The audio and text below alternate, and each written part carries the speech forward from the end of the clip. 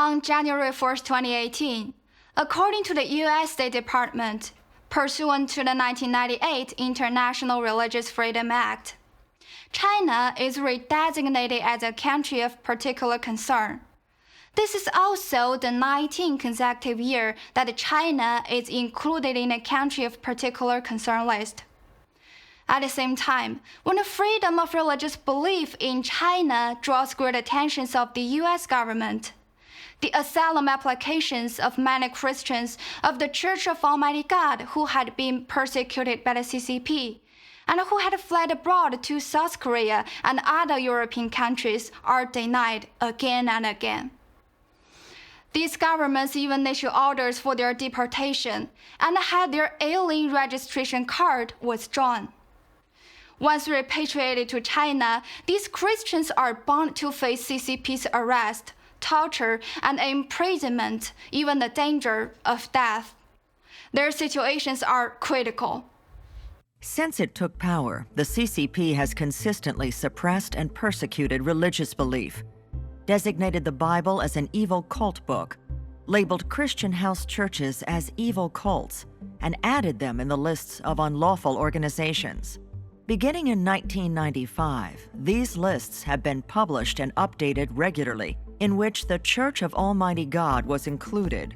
The CCP authorities have also repeatedly declared that it is imperative to destroy the Church of Almighty God, and launched a series of wanton suppression and persecution against it nationwide.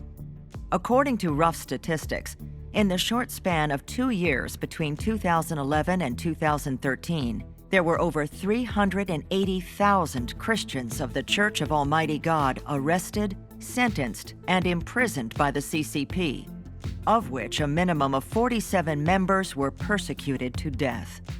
Moreover, the CCP's persecution of the Church of Almighty God has continued to escalate. Eric Roux, chair of the European Interreligious Forum for Religious Freedom, comments on this as follows. In China, you have some groups who are like government-sanctioned, government-controlled Chinese Christian Protestant churches or evangelical churches.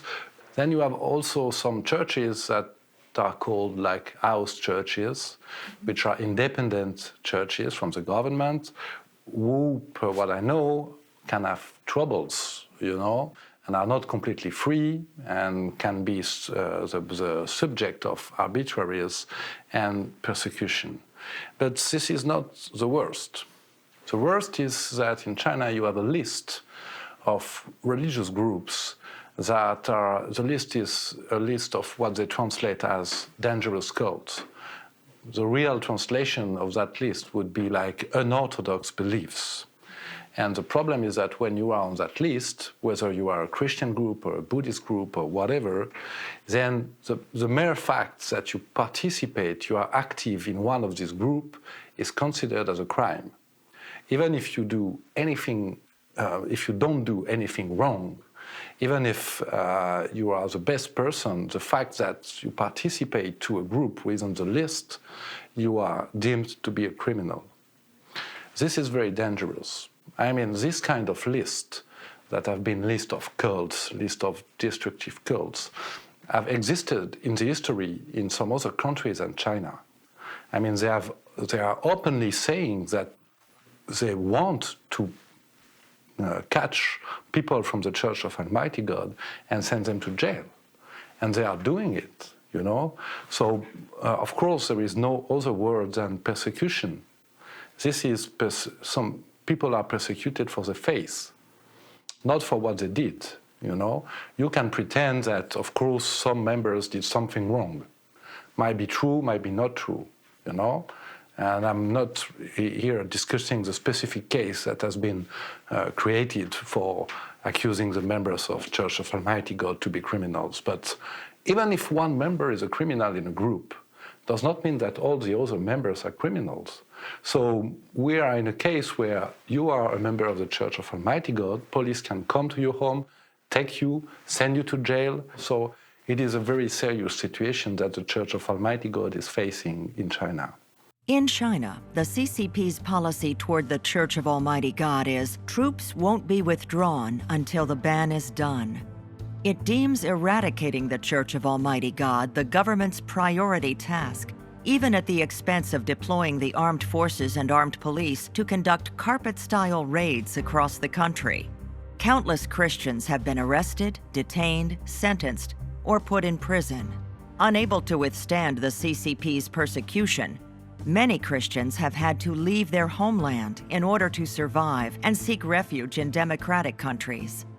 However, the governments of South Korea and some European countries believe that the evidence of Christians being persecuted by the CCP is insufficient, dismissing the facts that they have been persecuted and repeatedly rejecting their asylum applications.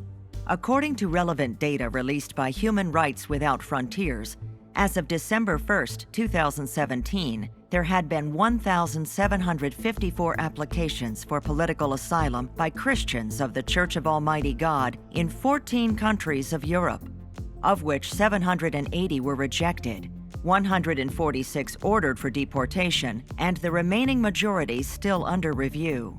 Among European countries, the French government has issued the largest number of deportation orders. Of the 412 asylum applications submitted, 280 had been rejected and 103 ordered for deportation. About the critical condition that the asylum applications of the Christians from the Church of Almighty God are denied again and again, Eric Roux gives a comment as below. Whether it is in South Korea, whether it is in Europe, whatever, you know. So what I can say to conclude on this little thing is that a lack of evidence, fine. You can find more evidences, but it should not be taken like, if you don't prove that you are individually persecuted, we do not grant you the asylum. This is not at all the international guidelines for refugees. Then, of course, even if you have been persecuted, in the country where you have been persecuted, you are not delivered with a certificate of persecution.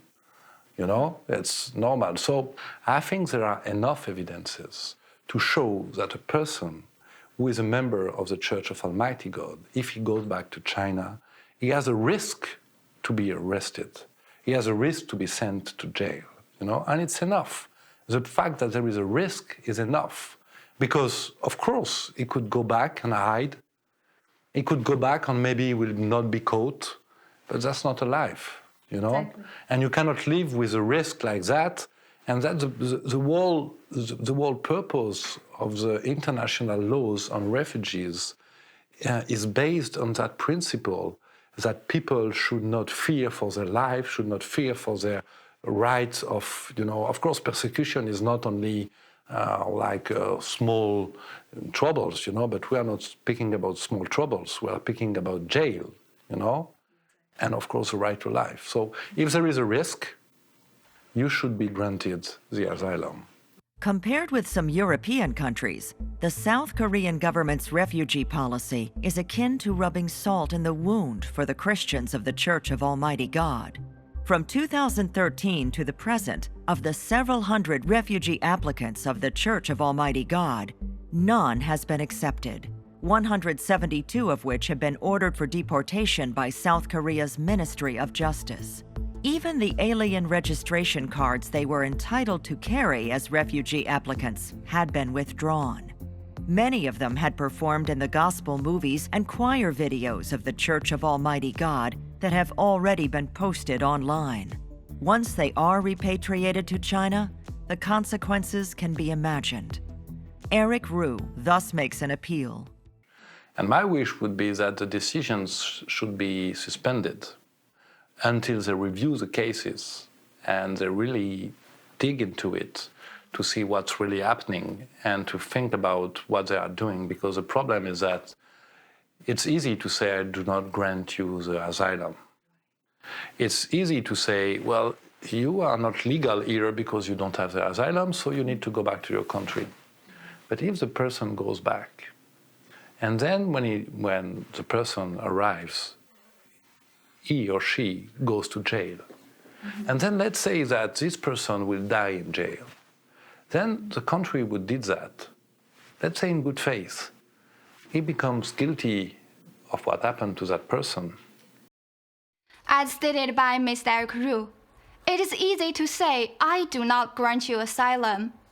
But for the Christians of the Church of Almighty God, what a wisdom! It's more brutal arrests and persecutions by the CCP, even the danger of death. We sincerely hope that more democratic governments would have an in-depth and objective understanding of the fact that the Church of Almighty God has suffered great persecutions by the CCP, rather than relying on CCP's rumors and false news stories to deal with the Church of Almighty God. Lest the most basic protection for Christians' human rights be deprived. To do so, aside from the lack of respect for the Refugee Act, isn't it also a kind of indirect abuse of human rights?